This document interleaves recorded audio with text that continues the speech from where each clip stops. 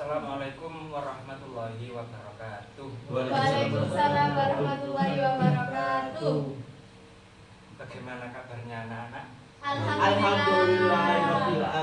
Apakah kalian semuanya sudah sarapan atau belum? Belum. Lapar Pak Guru, lapar. Belikan. Tadi pagi kenapa nggak sarapan? Tadi pokoknya jam 8. Ini tadi telat masuknya. Nggak dikasih asupan, iya, sangu. Ya, kalau gitu nanti beli makanan di kantin. Ya, Ya. siap Pak Guru, makasih sarannya. Alhamdulillah. Sekarang Pak Guru mau mengabsen kehadiran kalian semua. Apakah ada yang tidak masuk? Apakah masuk semua? Kalau masuk semua nggak bantu. Alhamdulillah masuk semua. Nihil. Ya, saya absen dulu deh. Tidak lama-lama. Rizky Muhammad Dimas. Nah, Murahi bin Ihsan. Hadir Pak. Burhan Zainuddin. Jadi Bapak. Hadir. Muna Dewi. Abdul Qahar ada. Gak ada. Sudah keluar. Keluar. Ya, sudah keluar. Katanya mau haji Pak. Oh, haji Koran. Herman Sudarsono. Nggak ada. Nggak ada. Nikah. Sekarang musim Sudah nikah. nikah? Iya. Oh, Iya. Nikah muda Pak. Sama anak saya SD. udah. Kenapa alhamdulillah ya. Jadi saya kira dari 6 anak yang hadir hanya 4 yang 2 berhalangan. Jadi ya semoga 2 anak ini diberikan kelancaran dalam segala urusan yang ini. Amin. Baik, sebelum memulai pelajaran hari ini, marilah kita berdoa kepada kepercayaan masing-masing agar diberikan pembelajaran yang lancar sampai akhir nanti dan juga diberikan ilmu yang manfaat dan barokah. Amin. Ala dinya wa ala kulli niyatin sholihah. Al-Fatihah. Amin. Baik, teman-teman, kemarin kita sudah mempelajari tentang apa itu sholat fardu. Ada yang masih ingat sholat fardu itu apa? Mbak Muna? Salat yang dilakukan 5 waktu Dalam sehari. Terus coba Mas Rizky?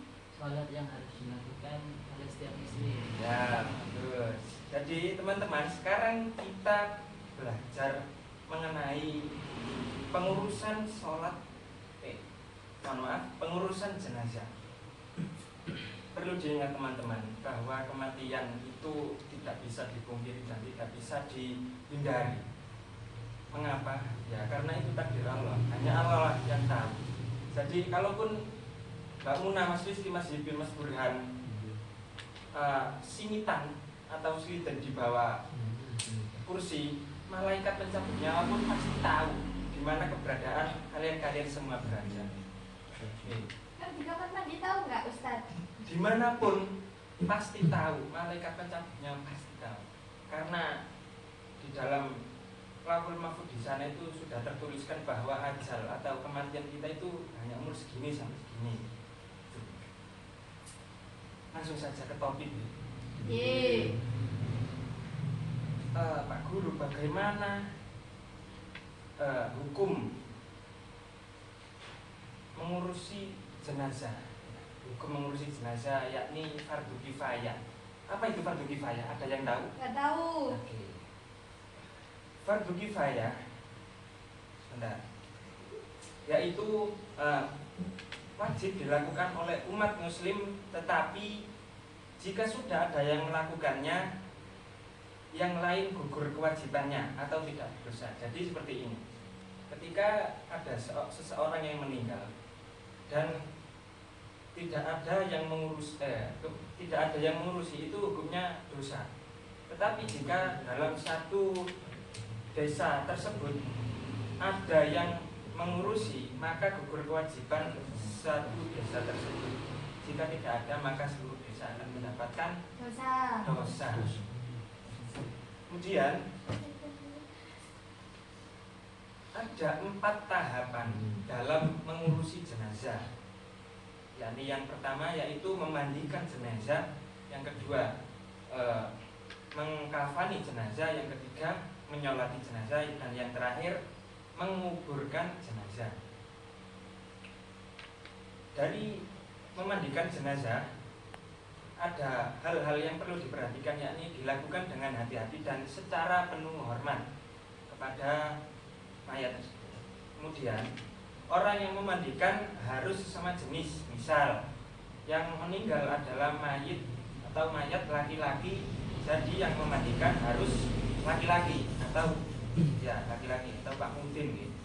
Kemudian yang ketika yang meninggal itu perempuan, maka yang memandikan juga harus perempuan. Perlu diketahui ini. Jadi jangan misal kalau yang meninggal itu laki-laki yang ngadusi perempuan ataupun sebaliknya itu jangan. Kemudian harus menggunakan air yang bersih dan suci. Kemudian disunahkan menggunakan sabun dan wangi-wangian. Tujuannya apa? Tujuannya yaitu menyucikan jenazah dan menghilangkan dari najis. Kemudian tata cara yang kedua yakni mengkafani jenazah. Jenazah dibungkus dengan kain kafan berwarna putih. Kain kafan berwarna Putih. putih. Hitam nggak boleh Ustaz. Hitam tidak boleh Kenapa? karena gelap. Oh iya. Ya, seperti itu ya teman-teman. Dan juga kan kafan ini harus halal. Maksudnya halal itu gimana ya? Harus dari harta ahli waris ataupun baitul mal atau harta yang sudah tersedia gitu maksudnya. Oke. Ada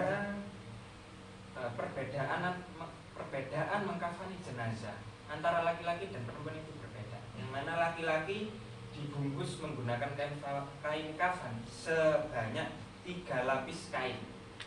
3 lapis Kain. dan yang perempuan menggunakan 5 lapis kain. Berapa Mas Hibin? Yang laki-laki 3. 5. berapa? 3. Nah, Mas Burhan, yang perempuan berapa kan? 3, 5, Ya, betul sekali. Kemudian setelah itu, sebelumnya itu nggih. Kain kafan tersebut sunnah diberi wewangian. Untuk memuliakan jenazah. Itu. Kemudian yang ketiga yakni tata cara yang ketiga yakni menyolatkan jenazah. Yang mana sholat jenazah ini berbeda dengan sholat-sholat seperti biasanya, seperti sholat fardu, sholat sunnah itu berbeda. Yang mana sholat jenazah ini tidak ada rukuk, sujud dan i'tidal dan sebagainya, hanya berdiri. Sholat jenazah dilakukan minimal oleh 1 orang, tapi semakin banyak semakin baik. Sholat ini juga mengandung doa dan permohonan bagi jenazah. Hukumnya fardu kifayah juga. Sholat jenazah itu ada 4 takbir. Yang mana takbir pertama yaitu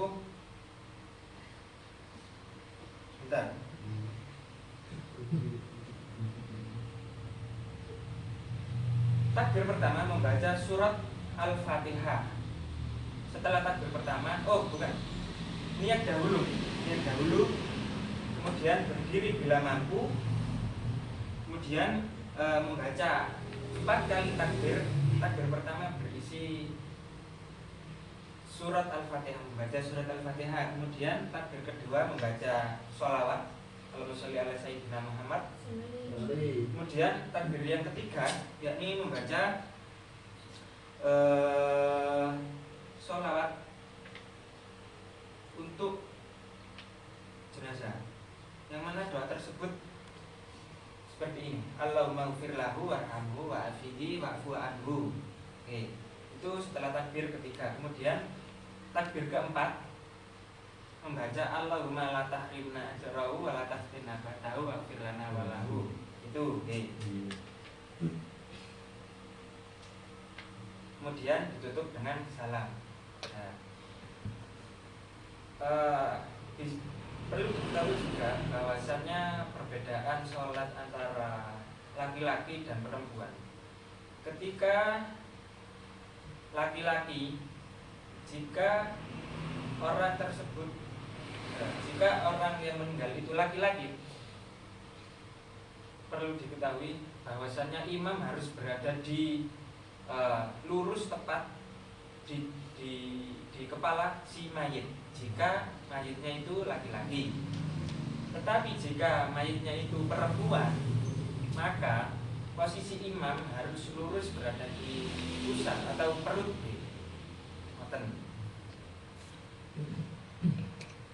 Apakah ada yang ingat gimana tadi tata cara sholat jenazah?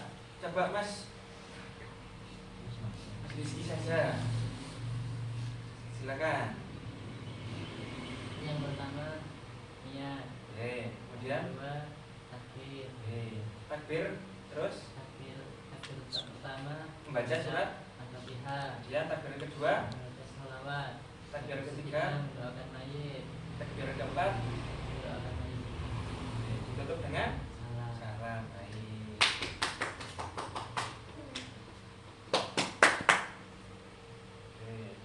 Kemudian tahapan pengurusan jenazah yang terakhir yakni mendem mayit. Mendem. Dalam bahasa Jawa itu dipendem. Oh. Bahasa Jawanya menguburkan itu mendem, duduk mendem. Oh, tak kira Gara-gara disebut di bukan. kuburan. Oke, boten. Bahasa Inggris menguburkan jenazah. Oke. Jenazah dimasukkan ke liang lahat menghadap ke arah Kiblat. kiblat. Pak sudah tahu di bangunan. Kemudian diberlakukan dengan lembut dan penuh kehormatan. Kemudian setelah dikuburkan dianjurkan berdoa di sisi kubur, mengembalikan jasad ke bumi sebagai tempat asal. Nggih. Mungkin saya akan bertanya kepada kalian semua, coba bangunan apa saja tahapan-tahapan pengurusan jenazah? Yang pertama dimandikan, Ya, betul. Terus dikafani, betul. Terus disolati, dikuburkan. dikuburkan. Baik. Saya kira semuanya sudah paham. Nggih. Bapak. Pak Guru ada tugas rumah Nggih. buat kalian. Silakan ditulis di buku masing-masing. Nggih. Yang pertama, apa itu yang dimaksud dengan fardu kifayah? Apa itu yang dimaksud dengan fardu Kifayah. Sudah. Sudah. Yang nomor 2, sebutkan 4 kewajiban muslim terhadap jenazah. Sudah. Lanjut, Pak. Apa saja ketentuan dalam memandikan jenazah? Nggih, Terus, sudah. terus, Sudah. Berikutnya nggih. Nah, Sudah. PR ini dikumpulkan minggu depan nggih. nggih. Nah,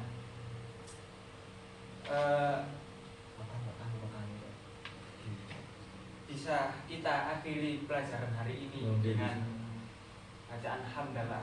Alhamdulillahirabbil alamin. Ya, semoga apa yang kita pelajari menjadi ilmu yang berguna dan bermanfaat di masyarakat kelak.